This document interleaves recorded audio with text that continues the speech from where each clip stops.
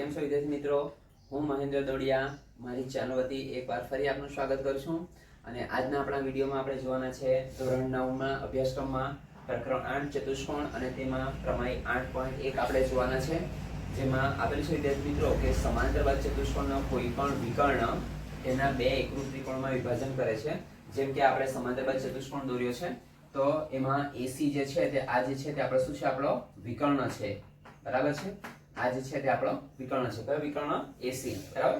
હવે કીધું છે આપણે કે સમાંતર બાજુ ચતુષ્કોણનો કોઈ પણ વિકર્ણ, હવે આપણે સમાંતર બાજુ ચતુષ્કોણ દોરેલો છે તેમાં આ વિકર્ણ AC છે. વચ્ચે આપણે વિકર્ણ દોરેલો છે એટલે આપણા ચતુષ્કોણના શું થઈ ગયા? બે સરખા ભાગ થઈ ગયા. બરાબર છે. તો અહીં ત્રિકોણ આપણો બને કયો? ત્રિકોણ ABC અને ત્રિકોણ CDA અથવા ADC એમ પણ બોલી શકીએ આપણે. તો અહીં લખીશું આપણે પક્ષમાં કે ચતુષ્કોણ ABCD સમાંતર બાજુ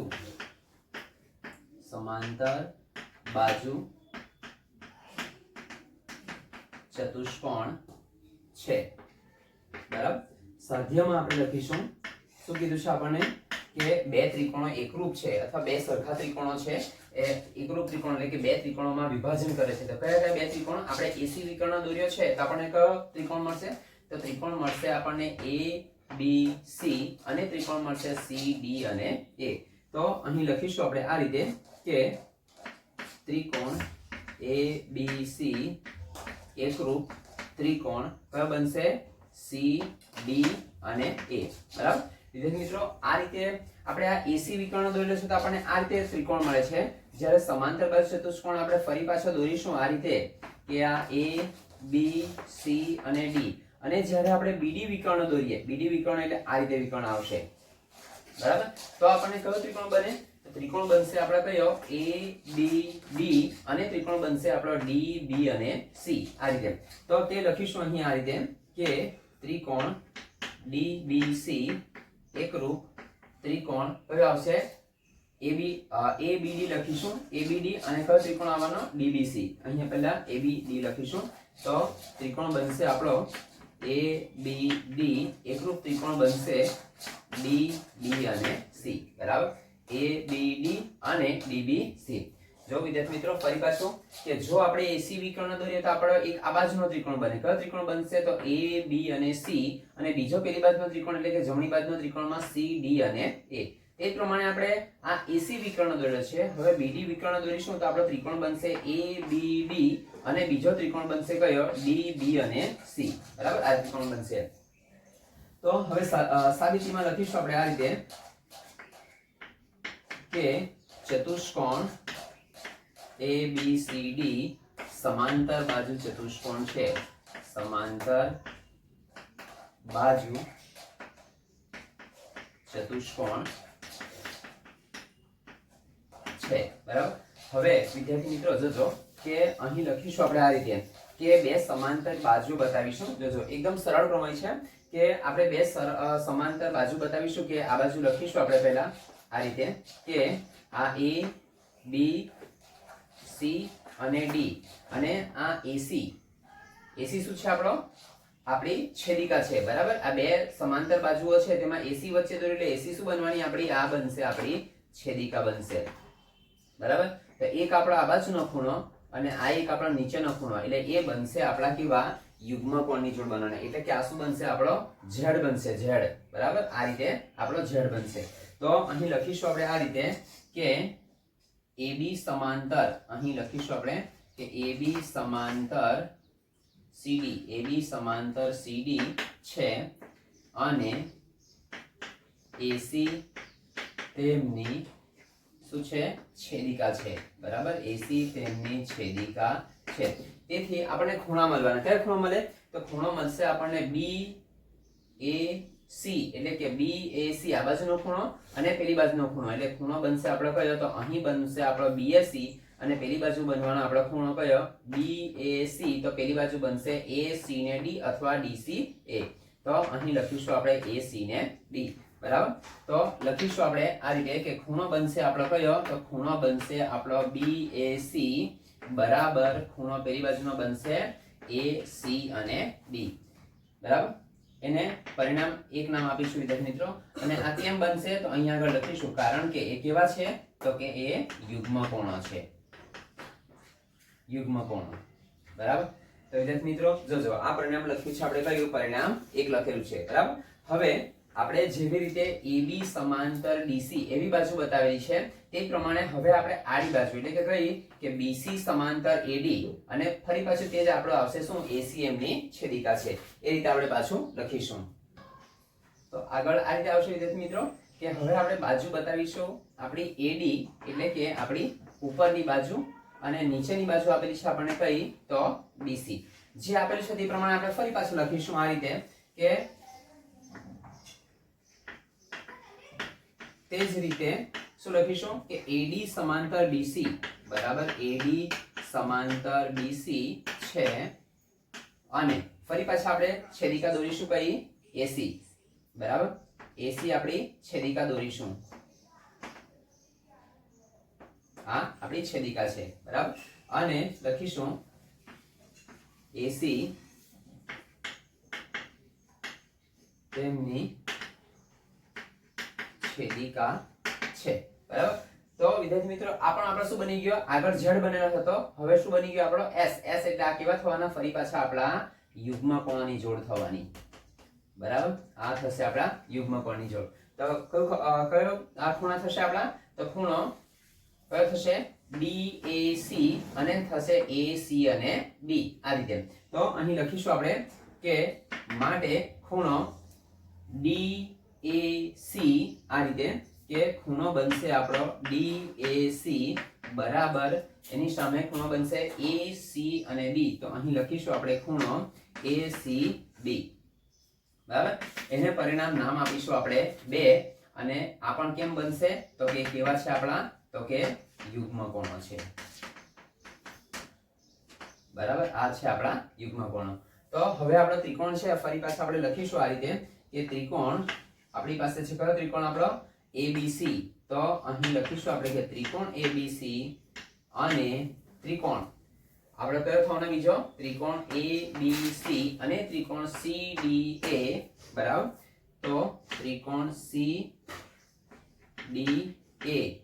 માં બરાબર, હવે વિદ્યાર્થી મિત્રો શું થશે આપણું કે પરિણામ 1 છે ને તે પાછું આપણે લખી દઈશું। કયું પરિણામ 1 છે આપણું કે પહેલામાં બતાવેલું હતું આપણે કયો ખૂણો બતાવેલો હતો કે આપણું આ રીતે જો ફરી પાછું યાદ કરાવું કે આ રીતે આપણે દોરેલું હતું કે આ બાજુ A B C અને D અને AC તેમની છેદિકા હતી બરાબર।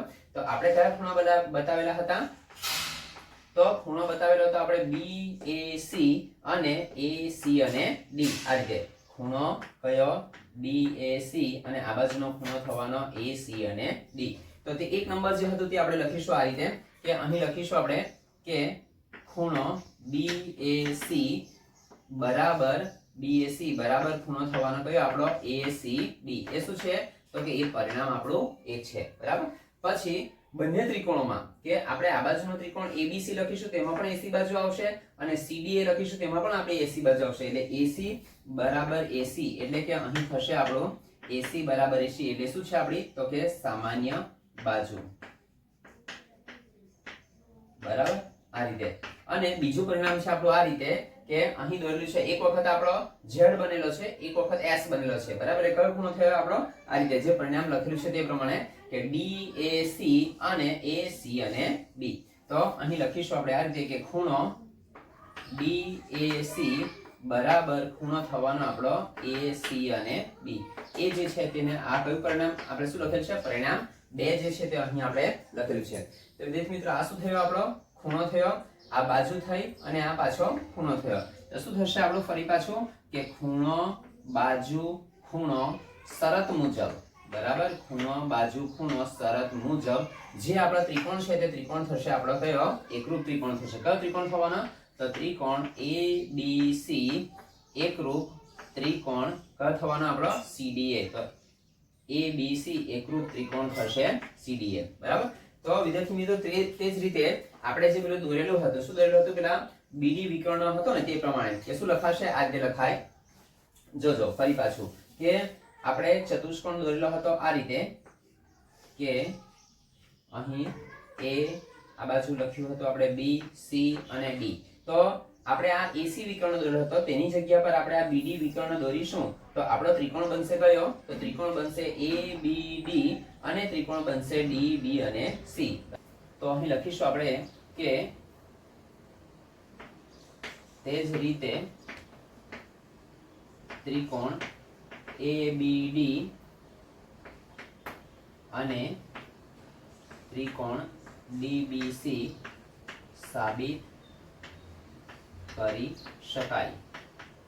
બરાબર, અને લખીશું બરાબર કરીને પણ લખીશું કે ABC બરાબર DBC સાબિત કરી શકાય. તો વિદ્યાર્થી મિત્રો અહીં આ પ્રમેય 8.1 જે છે તે આપણો પૂરો થાય છે. તો આગળ આપણે પ્રમેય 8.2 જોઈશું. તો આગળ વિદ્યાર્થી મિત્રો પ્રમેય 8.2 જોઈએ, જે 8.1 ની જેમ આ પણ ઇમ્પોર્ટન્ટ પ્રમેય છે. તો જોઈશું આ રીતે આપેલું છે આપણને કે સમાંતર બાજુ ચતુષ્કોણમાં સામસામેની બાજુઓ સમાન હોય છે. બરાબર, સામસામેની બાજુ એટલે કઈ થવાની વિદ્યાર્થી મિત્રો?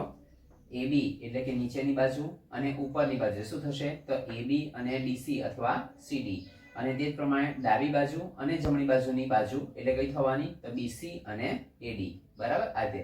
તો આ ઉપર અને નીચેની ડાબી અને જમણી બાજુની બાજુઓ સમાન છે તેવું આપણે સાબિત કરવાનું છે. બરાબર, તો આપણે પક્ષમાં લખીશું આ રીતે કે જોજો વિદ્યાર્થી મિત્રો ખૂબ જ સરળ છે પ્રમેય. બરાબર, તો પક્ષમાં લખીશું આપણે આ રીતે કે ચતુષ્કોણ ABCD સમાંતર બાજુ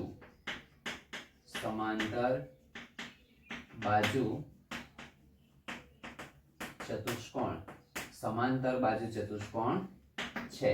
બરાબર, સાધ્યમાં જે સાબિત કરવાનું છે તે આપણે સાધ્યમાં લખીશું. શું લખવાનું છે આપણે?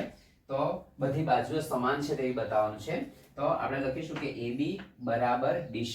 તો અહીં લખીશું આપણે કે AB બરાબર DC અથવા CD પણ લખી શકો. બરાબર, અને ડાબી બાજુ એટલે કે ડાબી બાજુ બરાબર જમણી બાજુ એટલે કે થશે DC બરાબર શું થશે? તો DC બરાબર થશે AD. બરાબર, તો જોઈશું આ રીતે. તો હવે લખીશું આપણે સાબિતી. સાબિતીમાં જોજો વિદ્યાર્થી મિત્રો આકૃતિ પરથી આપણે લખીશું શું થશે?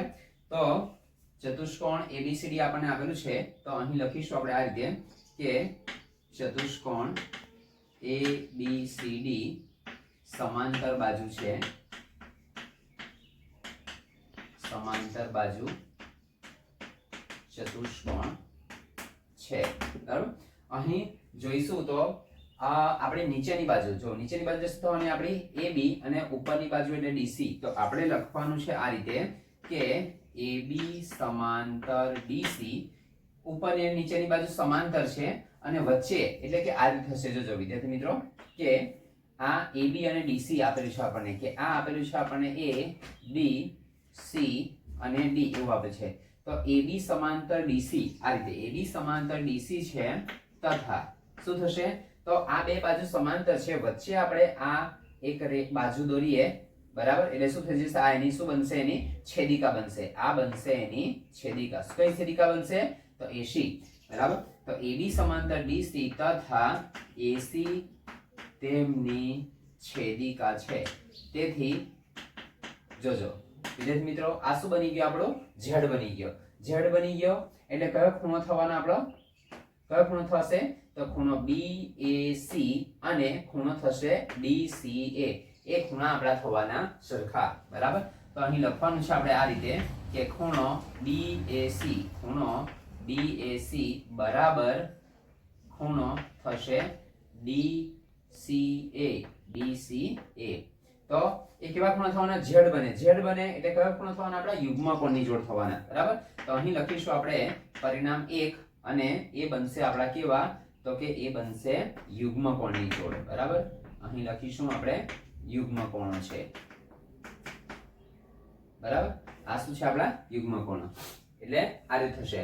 જેવી રીતે જોજો વિદ્યાર્થી મિત્રો કે આપણે લખેલું છે કે AB સમાંતર DC એટલે કે બે ઉપરની અને નીચેની બાજુ સમાન છે તેવી રીતે આપણે બતાવેલું છે સમાંતર છે રીતે.